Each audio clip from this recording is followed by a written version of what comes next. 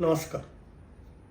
यूँ तो अखंड भारत के जुमलों के बीच उत्तर भारत वाले दक्षिण भारत की ही बात कर लें तो बहुत होता है, फिर उत्तर पूर्व तो बहुत दूर ठहरा। आजकल मणिपुर की बात हो रही है क्योंकि मणिपुर जल रहा है, लेकिन अगर ज़्यादातर लोगों से पूछ लिया जाए कि जो नॉर्थ ईस्ट है उसके जो 7 स्टेट्स हैं, 7 सिस्टर्स, उनका नाम बताओ, तो ज़्यादातर लोग हाँफ जाएंगे।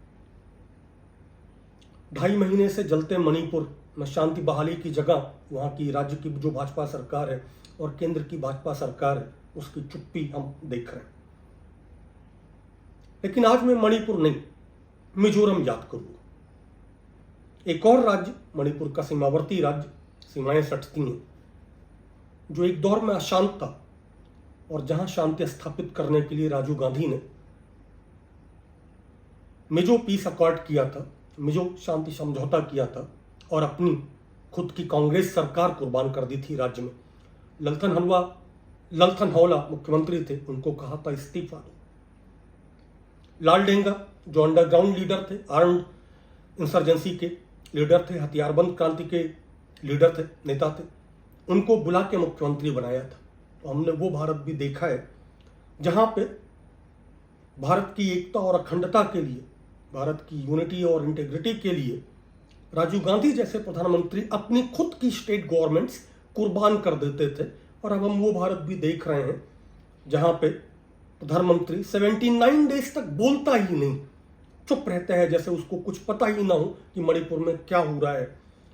एन बीरेन सिंह, जिनको बर्खास्त कर दिया जाना चाहिए क्योंकि राज्य के मणिपुर के भाजपा विधायक तक ये बोल रहे हैं कि N Biren Singh as chief minister शांति स्थापित करने में नहीं, हिंसा भड़काने में कॉम्प्लिसिट है।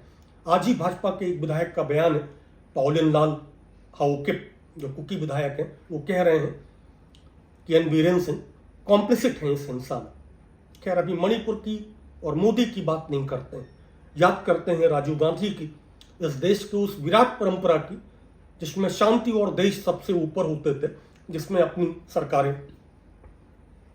कुर्बान कर दी जाती थी। साल है 1985, 1985।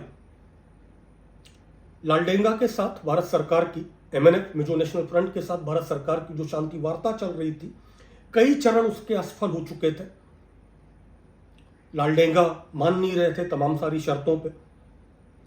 देश के गृह सचिव थे, केंद्रीय यूनियन होम सेक्रेटरी थे RD प्रधान, और तारीख थी 27 जून। वार्ता के तमाम चरण असफल हो चुके थे, फिर भी उन्होंने लालडेंगा को बुलाया, अपने ऑफिस में बुलाया, बस एक चाय के लिए कि हम लोग शांति तो नहीं स्थापित कर पाए, लेकिन कम से कम एक चाय पीते हैं साथ। चाय पे ही बताया कि वो 3 दिन बाद रिटायर हो रहे हैं और लालडेंगा अगर शांति चाहते हो, अगर वो हिंसा रोकना चाहते हो, नागरिकों की जान माल का नुकसान रोकना चाहते हो, तो राजीव जी की शर्तें मान लें। उनको दोबारा ऐसी सम्मानजनक शर्तें नहीं मिलेंगी। He won't get such honorable conditions to quit insurgency, to return to peace and to return to power as it happened in लालडेंगा's case. Laldenga लौट जाते हैं, कुछ बोलते हैं।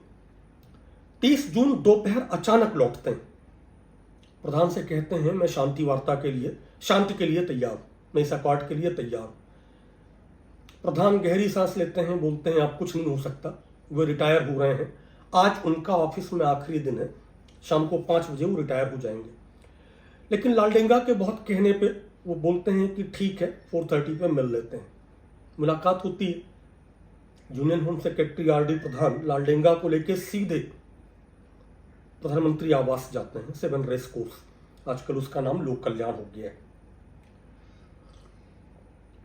प्रधानमंत्री राजीव गांधी तुरंत cabinet committee on political affairs की इमरजेंसी मीटिंग बुलाते हैं, आपात बैठक।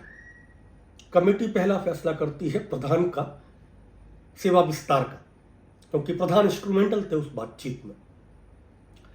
30 जून को ही, उसी दिन रात को 8:30 बजे 8:30 पे लालडेंगा, उनकी पत्नी, मिजो नेशनल फ्रंट के बाकी नेताओं और मिजोरम के तत्कालीन कांग्रेसी मुख्यमंत्री ललथनवाला की उपस्थिति में मिजोरम समझौते 1986 पर हस्ताक्षर करते हैं।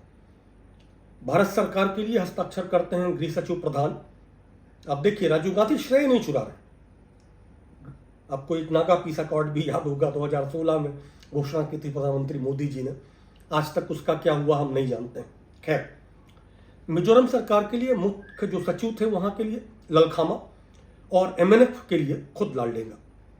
भारत सरकार केवल एक शर्त रखती है, मिजो नेशनल फ्रंट सारी आर्म्ड एक्टिविटीज तुरंत बंद करेगा, हथियार बंद जो गतिविधियां हैं वो तुरंत बंद करेगा, और बंद ही नहीं करेगा, अपने आर्म सरेंडर भी करेगा, हथियार समर्पित भी करेगा। भारत सरकार वादा करती है कि मिजोरम को पूर्ण राज्य बनाया जाएगा और एमएनएफ के जो नेता हैं, उसके जो इंसर्जेंट्स हैं, उसके जो उग्रवादी हैं, उनका पुनर्वास किया जाएगा।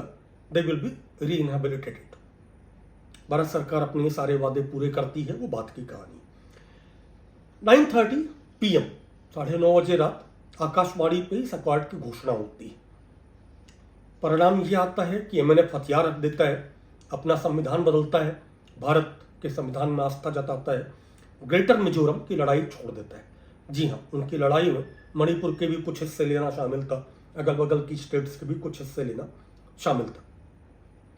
जुलाई 1986 प्रधानमंत्री राजीव गांधी सोनिया गांधी जी के साथ मिजोरम की सद्भावना यात्रा पे जाते हैं। आप देखिए, एक वो प्रधानमंत्री भी होता है, एक अशांत एरिया में जाता है।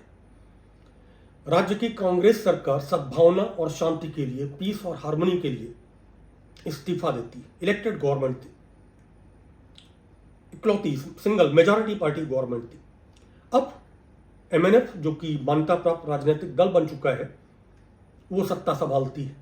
कल का जो आतंकवादी था लालडेंगा, अब वो राज्य के सम्मानित मुख्यमंत्री बनते हैं, बतौर पूर्व राज्य का जो स्टेटस है, फुल स्टेट स्टेटस जो है, उसमें बतौर मिजोरम के पहले मुख्यमंत्री।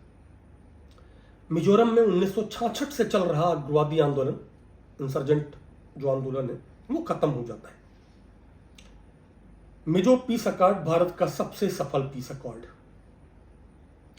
उत्तर पूर्व में मिजोरम इकलौता एक स्टेट है जो लगातार पूरी तरह से शांत रहा है। जुलाई 2021 तक, जब अमित शाह के एक दौरे के बाद सीमा विवाद को लेकर के मिजोरम और असम के पुलिस बलों में मुठभेड़ हुई थी, दोनों तरफ से घंटों तक गोलियां चली थी और असम के कम से कम 6 पुलिसकर्मी मारे गए थे।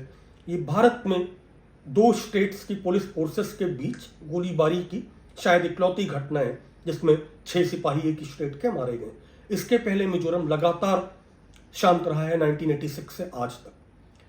अब आप सोचिए कि एक तरफ तो देश में शांति स्थापना के लिए अपनी सरकार कुर्बान कर देने वाली कांग्रेस पार्टी और उसके प्रधानमंत्री राजीव गांधी की रवायत, और एक दूसरी पार्टी सत्ता में आई है,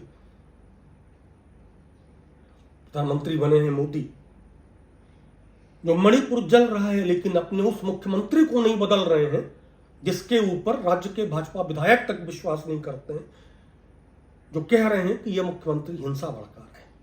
आपको तय करना है कि इन दोनों में से किसका भारत आपको चाहिए, कौन सी पार्टी का भारत आपको चाहिए और कौन सी पार्टी आपको चाहिए, कौन सा सपना आपको चाहिए। विच idea of India? Rajiv Gandhi's idea of India, in which he sacrificed his own party's state government in Mizoram for peace and harmony and unity and integrity of India, या प्रधानमंत्री मोदी जो जलते मणिपुर पर चुप रहते हैं क्योंकि सरकार बचानी है, उन्हें एक सरकार गिननी है। आपको तय करना है राजीव गांधी के सपनों का भारत, कांग्रेस के सपनों का भारत जिसमें मिजोरम में शांति के लिए अपनी पार्टी की राज्य सरकार कुर्बान कर दी जाती है, या मोदी का भारत जिसमें सरकार बचाए रखने के लिए मुख्यमंत्री तक नहीं बदला जाता, जो अपना निकम्मापन साबित कर चुका है। चैनल को फॉलो और सब्सक्राइब करें ऐसे वीडियोस के लिए, वीडियोस को लाइक करें और साझा करें अपने समूहों में। धन्यवाद।